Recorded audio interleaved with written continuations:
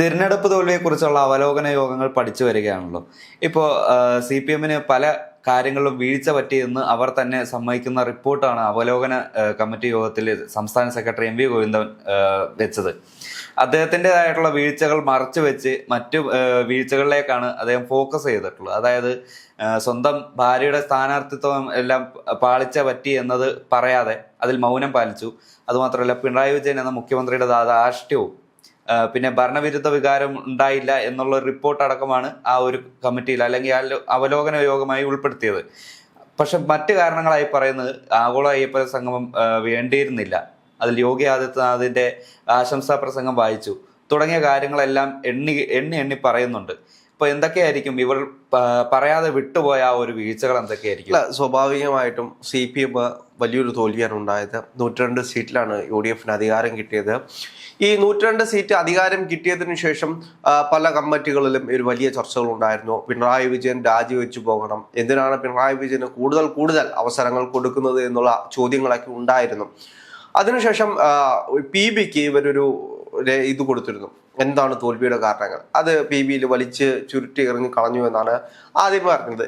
ഇപ്പോൾ വന്നിട്ടുള്ളൊരു വാർത്ത എന്ന് പറയുന്നത് CPM-ന്റെ തോൽവിയുടെ കാരണങ്ങൾ ഇന്നതൊക്കെയാണ് എന്നവർ പറയുന്നുണ്ട്. ആദ്യത്തെ കാരണം, സർക്കാർ നേട്ടങ്ങൾ ജനങ്ങളിൽ എത്തിക്കുന്നതിൽ പോരായ്മ വന്നു. രണ്ടാമത്തെ കാരണം എന്ന് പറയുന്നത് വലതുപക്ഷ മാധ്യമ പ്രചാരണങ്ങളെ പ്രതിരോധിക്കാനായില്ല. മൂന്നാമത്തെ കാരണം, പയ്യന്നൂർ തളിപ്പറമ്പ് സ്ഥാനാർത്ഥി നിർണയത്തിൽ വീഴ്ച. നാലാമത്തെ കാരണം, ചില തൊഴിലാളി വിഭാഗങ്ങളിൽ ഭരണത്തെക്കുറിച്ച് അതൃപ്തി ഉണ്ടായി. പിന്നീട് വെള്ളാപ്പള്ളിയുടെ മുസ്ലിം വിരുദ്ധ പരാമർശങ്ങൾ വേണ്ട വിധം പ്രതിരോധിച്ചില്ല. അയ്യപ്പ സംഗമം സർക്കാർ സംഘടിപ്പിച്ചെന്ന് ആശയക്കുഴപ്പമുണ്ടാക്കി. യോഗി ആദിത്യനാഥിന്റെ സന്ദേശം വായിച്ചത് തിരിച്ചടിയായി. ഏറ്റവും രസകരമായ മറ്റൊരു കാര്യം, BJP 30 ഇടങ്ങളിൽ UDF-ന് വോട്ട് പറിച്ചു. BJPക്ക് 6% വോട്ട് കുറഞ്ഞു. ലീഗ് വർഗീയ ചേരിതിരിവുണ്ടാക്കുന്ന പ്രചരണം നടത്തി. പത്മകുമാറിനെതിരെ നടപടി സ്വീകരിച്ചില്ലെന്ന പ്രചാരണം തിരിച്ചടിച്ചു. ഇതാണ് CPM-ന്റെ തോൽവിയുടെ കാരണങ്ങളായിട്ട് പറയുന്നത്. ഇതിൽ എനിക്ക് ഏറ്റവും രസകരമായിട്ട് തോന്നിയത് BJP 30 ഇടങ്ങളിൽ UDF-ന് വോട്ട് മറിച്ചു കൊടുത്തു. BJPക്ക് 6% വോട്ട് കുറഞ്ഞു എന്നാണ് പറയുന്നത്. ഇപ്പം 30 മണ്ഡലങ്ങൾ നമ്മൾ സ്വാഭാവികമായിട്ട് നമ്മൾ പരിശോധിക്കുകയാണെങ്കിൽ 102 സീറ്റാണ് UDF-ന് നേടിയത്. 102 സീറ്റിൽ നിന്നും 30 സീറ്റുകൾ കുറച്ചു കഴിഞ്ഞാലും 72 സീറ്റുകൾ നേടി UDF അധികാരത്തിൽ വരും. അപ്പോൾ കണക്കുകളൊന്നും അങ്ങോട്ട് ശരിയാവുന്നില്ല. ഇവർ പറയുന്നത് 30 സീറ്റുകൾ BJPക്ക് മറിച്ചു കൊടുത്തു എന്നാണ്. പക്ഷേ ഈ തെരഞ്ഞെടുപ്പിന് മുമ്പായിട്ട് ഏറ്റവും കൂടുതലും നിലനിന്നിരുന്ന കാര്യം എന്ന് പറയുന്നത് BJP CPM ഡീലുണ്ട് എന്നാണ്. അതിനെ പൊളിച്ചെടുക്കാൻ CPM-ന് കഴിഞ്ഞിട്ടില്ല എന്നതൊരു യാഥാർത്ഥ്യമാണ്. അതേപോലെ തന്നെ BJP ജയിച്ചിട്ടുള്ള മണ്ഡലങ്ങൾ 3 മണ്ഡലങ്ങളിൽ BJP ജയിച്ചിട്ടുണ്ട്. ആ 3 മണ്ഡലങ്ങൾ ആരുടെ കയ്യിലായിരുന്നു? LDF-ന്റെ സിറ്റിംഗ് സീറ്റ് ആയിരുന്നു. അതെല്ലാം 3 മണ്ഡലങ്ങളും വർഷങ്ങളായിട്ട് UDF-ന്റെ കയ്യിലിരിക്കുന്ന മണ്ഡലങ്ങളായിരുന്നു. അതിൽ നിയമം ഒഴിച്ചു നിർത്തിയാൽ ബാക്കി എല്ലാ മണ്ഡലങ്ങളിലും LDF-ന്റെ സംഘടനാ ശേഷിയുള്ള LDF-ന്റെ സ്വന്തം മണ്ഡലങ്ങൾ തന്നെയായിരുന്നു. കാലാകാലങ്ങളായിട്ട് LDF ഭരിക്കുന്ന മണ്ഡലങ്ങളാണ്. അവിടെ എന്തുകൊണ്ട് BJP ജയിച്ചു എന്ന് ഇതുവരെ CPM പഠിക്കാത്തത് എന്തുകൊണ്ടാണ്? CPM-ന്റെ വോട്ട് വാങ്ങിയിട്ടാണ് ഇവർ വിജയിച്ചിട്ടുള്ളത്. 3 പേരെ നിയമസഭയിൽ അയച്ചിട്ടുണ്ടെങ്കിൽ BJP-യിൽ നിന്ന് അത് അയച്ചു കൊടുത്തത് CPM ആണ്.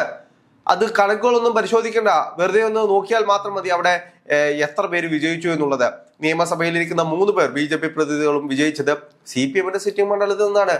എന്നിട്ട് ആരെയാണ് ഇവര് കളിയാക്കി പറയുന്നത്? അതേപോലെ തന്നെ മറ്റൊരു കാര്യം, പത്മകുമാറിനെതിരെ നടപടി സ്വീകരിച്ചില്ലെന്ന പ്രചാരണം തിരിച്ചടിച്ചു.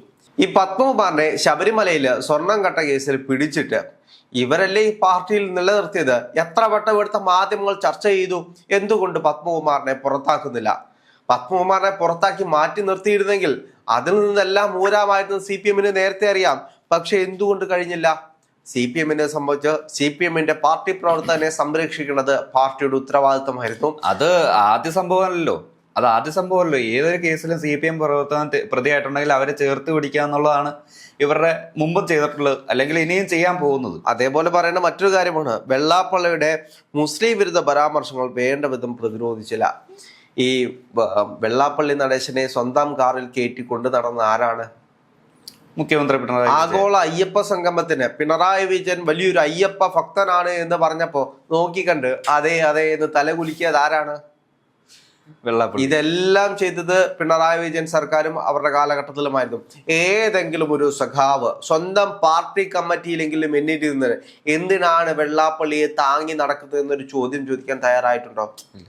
വെള്ളാപ്പള്ളി നടേശൻ നടത്തിയിട്ടുള്ള മതവർഗീയ പ്രസ്താവനകൾ അതൊന്നും ചെറുക്കാൻ കഴിയാതെ പോയത് എന്തുകൊണ്ടാണ്? പക്ഷെ അതെല്ലാം ഡൈവേർട്ട് ചെയ്തത് നേരെ മുസ്ലിം ലീഗിലേക്കാണ്. മുസ്ലിം ലീഗിനെ പറയുന്നത് മുസ്ലിങ്ങളെ പറയുന്നതല്ല എന്ന് CPM ഒരു കവചം തയ്യാറാക്കിയിരുന്നു വെള്ളാപ്പള്ളിക്ക് വേണ്ടി. എത്ര കവചം റെഡിയാക്കിയാലും എന്താണ്, വെള്ളാപ്പള്ളി വീണ്ടും വീണ്ടും അത് തന്നെയല്ലേ ചെയ്തുകൊണ്ടിരുന്നത്. അതല്ല, ഒരു വാക്കുകൊണ്ടോ നോട്ടം കൊണ്ട് പോലോ അതിനെ ഒന്നും പ്രതിരോധിക്കാതെ നിന്നത് ഇവിടുത്തെ പിണറായി വിജയൻ തന്നെയായിരുന്നു. പിണറായി വിജയനോടൊന്ന് ചോദിക്കാൻ, എന്താണ് സഖാവേ വെള്ളാപ്പള്ളി നടേശനെ ഒന്ന് വിമർശിക്കാൻ, ഒന്ന് ശാസിച്ചുകൂടെ? തന്റെ സുഹൃത്തല്ലേ, തോളയിൽ കൈയിട്ട് നടക്കുന്ന ഒരാളല്ലേ, ഇത്രയും വലിയ മുസ്ലിം വർഗീയത പറയുമ്പോൾ ഈ മതേതര രാഷ്ട്രത്തിനത് അപമാനമല്ലേ എന്ന് ചോദിക്കാൻ ഏതെങ്കിലും ഒരു സഖാവിന് തോന്നിയോ? അതല്ല, കൂടെയുള്ള അല്ലെങ്കിൽ താഴെത്തട്ടിലുള്ള സഖാക്കളെ ചോദ്യം ചോദിക്കുമ്പോൾ അതങ്ങ് വീട്ടിൽ പോയി ചോദിച്ചാൽ മതി, അല്ലെങ്കിൽ ഒരു ജില്ലാ പഞ്ചായത്ത് അങ്ങ് ഒരു സെൽഫി എടുത്തോട്ടെ എന്ന് ചോദിക്കുമ്പോൾ മാറി നിൽക്കണം അങ്ങട് എന്ന് പറയുന്ന മുഖ്യമന്ത്രി എന്തുകൊണ്ട് വെള്ളാപ്പള്ളി നടേശയെ വായടച്ചിരിക്കണോ എന്ന് പറഞ്ഞില്ല? തീർച്ചയായിട്ടും. അതേപോലെ തന്നെ മറ്റൊരു കാര്യമാണ് പയ്യന്നൂർ തളിപ്പറമ്പ് സ്ഥാനാർത്ഥി നിർണയത്തിലെ വീഴ്ച. ഇപ്പോഴെങ്കിലും മനസ്സിലായല്ലോ CPM അതിൽ വീഴ്ച പറ്റിയെന്ന്. ഈ ഇലക്ഷൻ സമയത്ത് എന്താണ് പറഞ്ഞത്? പുകഞ്ഞ കൊള്ളി പുറത്ത്, അവരെല്ലാം വർഗവഞ്ചകരാണ്, നികൃഷ്ട ജീവികളാണ്, ചെറ്റകളാണ്. ഒന്ന് ആലോചിച്ച് നോക്കൂ, എന്തിനാണ് കുഞ്ഞികൃഷ്ണൻ ചേട്ടൻ പാർട്ടിയെ വിമർശിച്ചത്? അണികൾ പാർട്ടിയെ തിരുത്തണമെന്നൊരു പുസ്തകം എഴുതിയത് എന്തിനാണ്? ഈ പാർട്ടി സംവിധാനങ്ങൾ സ്വന്തം പാർട്ടി എന്താണ്, കമ്മ്യൂണിസ്റ്റ് പാർട്ടി എന്താണ് എന്നുള്ള ആശയം പോലും പറന്നു പോകുന്നു എന്ന് പറഞ്ഞുകൊണ്ടാണ് അദ്ദേഹം വിമർശനം ഉന്നയിക്കുന്നത്. സ്വന്തം മണ്ഡലത്തിൽ ഒരു രക്തസാക്ഷിയെ ഉണ്ടാക്കിയിട്ട് ആ രക്തസാക്ഷിയുടെ പേരിൽ ഫണ്ട്, ലക്ഷങ്ങൾ, കോടികൾ പിരിച്ചു വാങ്ങിയിട്ട് ആ പിരിച്ച പൈസയും കൊണ്ട് പോകുന്ന ആളുകളുണ്ടല്ലോ, പാർട്ടി പ്രവർത്തനത്തിന് വേണ്ടിയിട്ടായിരിക്കാം. പക്ഷേ നട്ടലുള്ള ആളുകൾ ചോദിക്കും, നട്ടലുള്ള ശബ്ദമുള്ള കമ്മ്യൂണിസ്റ്റുകാർ ചോദിക്കും, സഖാവെ ആ പൈസ എന്തിയേ എന്ന് ചോദിച്ചതിന്റെ പേരിൽ അയാളെ പാർട്ടിയിൽ നിന്നും പുറത്താക്കുന്ന ഒരു സാഹചര്യം ഉണ്ടായി. പക്ഷേ ആ തുക എവിടെ, അല്ലെങ്കിൽ ആ ഫണ്ട് എവിടെ എന്ന് ചോദിച്ചവരോട് ഇത് ഞങ്ങൾക്ക് വേണ്ടി തന്നെ പിരിച്ച ഫണ്ടല്ലേ, അത് ഞങ്ങൾ തന്നെ ചിലവാക്കുന്നതല്ലേ, ഇത് ആർക്കാണ് ഇത്ര ബുദ്ധിമുട്ട് എന്നാണ് അവിടുത്തെ ജില്ലാ സെക്രട്ടറി ചോദിച്ചത്. അവിടെ ഒന്നുമല്ല വിഷയം. ഇത് പാർട്ടി കോറങ്ങളിൽ സംസാരിക്കേണ്ട കാര്യങ്ങളായിരുന്നു, സംവദിക്കേണ്ട കാര്യങ്ങളായിരുന്നു. പക്ഷേ MV ഗോവിന്ദൻ മാഷ് ഇദ്ദേഹത്തിനോട് ഒരു വാക്ക് പോലും ചോദിക്കാതെ, അദ്ദേഹത്തിന്റെ ഒരു യാത്ര ഉണ്ടായിരുന്നു ഇലക്ഷന് മുന്നേ, ആ യാത്രയിൽ വന്നിട്ട് ആ കുടുംബത്തെ പിടിച്ചു നിർത്തിയിട്ട് ഇതാ കുടുംബം മുഴുവൻ ഞങ്ങളോടൊപ്പം ഉണ്ട്, ഇനി ആരുണ്ട് ചോദിക്കാൻ, ആരാടാ ഇനി ചോദിക്കാനുള്ളത് എന്നുള്ള അദ്ദേഹത്തിന്റെ ധാർഷ്ട്യമായിട്ടുള്ള സംസാരം ഉണ്ടായിരുന്നു. ആ സംസാരത്തിന് കിട്ടിയ തിരിച്ചടിയാണ്. പിന്നീട് തളിപ്പറമ്പിലേക്ക് നോക്കിക്കഴിഞ്ഞാൽ, തളിപ്പറമ്പിൽ സ്ഥാനാർത്ഥി നിർണയത്തിൽ സ്വന്തം പാർട്ടിക്കുള്ളിൽ പോലും അതൃപ്തി ഉണ്ടായിരുന്നു. നിർത്തരുത് എന്ന പാർട്ടി കോളത്തിൽ എല്ലാവരും ഒന്നിച്ചു പറഞ്ഞതാണ്. എന്നിട്ടും അദ്ദേഹം ഇലക്ഷന് ശേഷം പറഞ്ഞത് എന്താണ്? സ്വന്തം ഭാര്യയെ മാറ്റി നിർത്തി കഴിഞ്ഞാൽ അത് സ്ത്രീത്വത്തിന് മേലുള്ള കടന്നുകയറ്റമാകുമെന്ന്. സ്വന്തം ഭാര്യയല്ലേ സഖാവെ?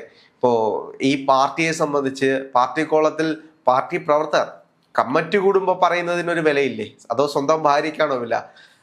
അതായത് തെരഞ്ഞെടുപ്പിന് പരാജയപ്പെട്ടതിന് ശേഷം അദ്ദേഹത്തിന്റെ മറ്റൊരു കണ്ടെത്തലുണ്ടായിരുന്നു. അവിടെ സ്ഥാനാർത്ഥിയാക്കി മത്സരിപ്പിച്ചാൽ ജയിക്കുമോ എന്നറിയാൻ വേണ്ടി ഒരു പരീക്ഷണം നടത്തിയതാണ്. ഏത്? സ്വന്തം ഭാര്യ നിർത്തി വമ്പിച്ച ഭൂരിപക്ഷത്തിൽ പൊട്ടിച്ചു കൊടുത്തിട്ട് അത് തോക്കുമോ എന്നറിയാൻ വേണ്ടി തോക്കാനുള്ള പരീക്ഷണമായിരുന്നു. അതെ, പരീക്ഷണത്തിൽ അദ്ദേഹമാണ് തോറ്റുപോയതെന്ന്. അല്ല, അദ്ദേഹത്തിന്റെ ആ പരീക്ഷണം ജയിച്ചു. നാട്ടുകാർ വൃത്തിയായി അവരെ പരാജയപ്പെടുത്തി വീട്ടിലിരുത്തി കഴിയൂ. അതേപോലെ മറ്റൊരു കാര്യമാണ്, വലതുപക്ഷ മാധ്യമ പ്രചരണങ്ങളെ പ്രതിരോധിക്കാനല്ല. എന്താണ് വലതുപക്ഷ മാധ്യമങ്ങൾ ചെയ്തത്? നിങ്ങളുടെ ഈ കൊള്ളരുതായ്മകൾ തുറന്നു കാട്ടിയതാണോ? അന്നൊന്ന് തിരുത്താൻ തയ്യാറായിരുന്നെങ്കിൽ 1000 ക്യാപ്സ്യൂളുകൾ ഉണ്ടാക്കാൻ വേണ്ടി ക്യാപ്സ്യൂൾ ഫാക്ടറികളിൽ ആരെങ്കിലും ഏതെങ്കിലും ഒരു ഇത്തരത്തിലുള്ള മാധ്യമങ്ങൾ ഒരു വാർത്ത കൊടുത്തു കഴിഞ്ഞാൽ ആ വാർത്തയുടെ അടിയിൽ വന്ന് കമന്റ് ചെയ്യാൻ വേണ്ടിയിട്ട് 1000 സഖാക്കന്മാരെ നിർത്തിയില്ലേ? അവരുടെ വോട്ടുണ്ടായിരുന്നെങ്കിൽ ജയിച്ചേനെ. അവര് പോലും മാറ്റി കുത്തിയില്ലേ? എന്നാലോചിച്ച് നോക്കൂ. ഇവിടുത്തെ വലതുപക്ഷ മാധ്യമങ്ങൾ എന്ന് പറയുന്ന മാധ്യമങ്ങൾ എന്താണ് ചെയ്തത്? വെള്ളാപ്പള്ളി നടേശനെ വിമർശിച്ചതോ? പിണറായി വിജയൻ ചെയ്യുന്ന തെറ്റുകൾ ചൂണ്ടിക്കാണിച്ചതോ? ആഗോള 5 വർഷത്തെ അല്ലെങ്കിൽ 10 വർഷത്തെ ഭരണവിരുദ്ധ വികാരം ഒക്കെ അക്കമിട്ട് ജനങ്ങളിലേക്ക് എത്തിച്ചതായിരിക്കും ഏറ്റവും വലിയ തെറ്റ്. ഭരണവിരുദ്ധ വികാരം മാത്രമല്ലല്ലോ, പിണറായി വിജയൻ സർക്കാരിന്റെ കാലഘട്ടത്തിൽ നടന്നിട്ടുള്ള കൊടിയ പീഡനങ്ങളുടെ കഥകളുണ്ട്, ക്രൂരതയുടെ കഥകളുണ്ട്. ഇന്ന് ആ കഥയുടെ ഒരു ബാക്കി പത്രം എന്ന് പറയുന്നത് ഇന്ന് ആലപ്പുഴ MLA ആണ് എ.ഡി. തോമസ്. അയാളുടെ തല തല്ലിപ്പൊളിക്കുന്ന ഒരു പോലീസിനെ നമ്മൾ കണ്ടത്. പോലീസ് അല്ല, പിണറായി വിജയന്റെ ഗൺമാന്മാർ, പിണറായി വിജയന്റെ ഗുണ്ടകൾ, വാലാട്ടുകൾ എന്ന് വേണമെങ്കിൽ പറയാം. സഖാവ് എന്ത് പറഞ്ഞു കഴിഞ്ഞാലും സഖാവിനെ ഒരു പോറല് പോലും വരാതെ സൂക്ഷിക്കാൻ, അതായത് ഏതൊരു ശബ്ദം ഉയർന്നു കഴിഞ്ഞാലും ആ ശബ്ദത്തെ അടിച്ചമർത്താൻ വേണ്ടിയിട്ട് കുറെ പടയാളികളെ കൊണ്ടു നടന്നിരുന്നു. ഈ പടയാളികൾ കാരണമാണ് നിങ്ങൾ തോറ്റുപോയത് എന്ന് പറയാൻ, അല്ലെങ്കിൽ ഈ പടയാളികൾ കാരണമാണ് നിങ്ങൾ തോൽക്കാൻ പോകുന്നത് എന്ന് പറഞ്ഞതിന്റെ പേരിലാണോ ഇടതുപക്ഷ മാധ്യമങ്ങൾ ചെയ്ത തെറ്റ്? ഓരോ കാര്യങ്ങളും നവകേരള സദസ്സിലെ പോലീസ് ഫോട്ടോഗ്രാഫർ മുതൽ പകർത്താത്ത ചിത്രം, ദൃശ്യങ്ങളിലേക്ക് ഓരോ വിഷ്വൽ ക്യാമറകളും, അതായത് വാർത്താ ചാനലുകളിൽ പകർത്തി ജനങ്ങളിലേക്ക് എത്തിച്ചതായിരിക്കും ഏറ്റവും വലിയ തെറ്റ്. അതെ, ഇപ്പോ ശബരിമല സ്വർണ്ണ കൊള്ള, അപ്പോൾ അതുമായി ബന്ധപ്പെട്ട് ഈ പാർട്ടിയെ വിമർശിച്ചതാണോ തെറ്റ്? ഈ പാർട്ടിക്കുള്ളിൽ എന്തെല്ലാം വിമർശിക്കാനുള്ള വിഷയങ്ങളുണ്ടായിരുന്നു. സ്വന്തം പാർട്ടിയെ ആരും വിമർശിക്കാൻ പാടില്ല, അതാണോ ഇവിടുത്തെ ഇടതുപക്ഷ മാധ്യമങ്ങൾ ചെയ്തത്? മാധ്യമങ്ങൾ അവരുടെ പണിയെടുക്കും, ഇടതുപക്ഷമാണെങ്കിലും വലതുപക്ഷമാണെങ്കിലും.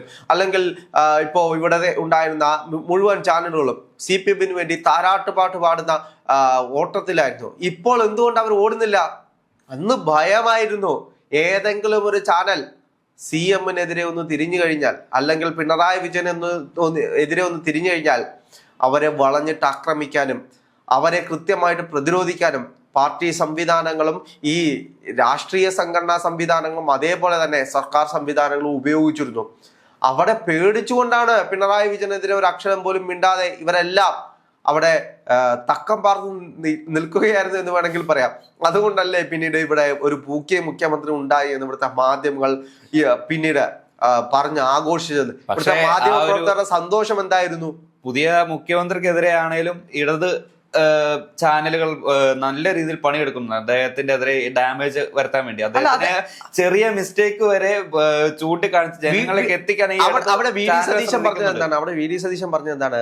നിങ്ങൾ വിമർശിക്കൂ, ഞങ്ങൾ ആരും വിമർശനാതീതവരല്ല, നിങ്ങൾ വിമർശിക്കൂ, നല്ല കാര്യങ്ങളാണെങ്കിൽ ഞങ്ങൾ എടുക്കും.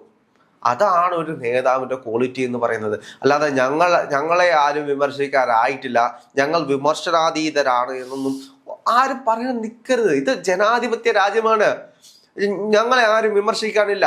കഴിഞ്ഞ തവണ ഞങ്ങൾ വിജയിച്ചു, ഇത്തവണ ഞങ്ങൾ 99 സീറ്റ് നേടി വിജയിച്ചു, ഇനി ഞങ്ങൾ 100-ന് മേളിൽ പോകുമെന്ന് പറഞ്ഞ് വലിയ കോൺഫിഡൻസിൽ നിന്ന പാർട്ടിയാണ് ഇപ്പുറത്ത് 102 സീറ്റുകൾക്ക് തോറ്റുപോകുന്നത്. ഒന്ന് ആലോചിച്ച് നോക്കൂ. അത് 102 സീറ്റ് UDF-ന് കൊടുത്തിട്ടുണ്ടെങ്കിൽ അത് ഈ പാർട്ടി, പിണറായി വിജയൻ എന്ന് പറയുന്ന നേതാവ് കാണിച്ചിട്ടുള്ള ധാർഷ്ട്യത്തിനും അയാൾ ചെയ്ത ക്രൂരതയുടെയും ഫലങ്ങളാണ്.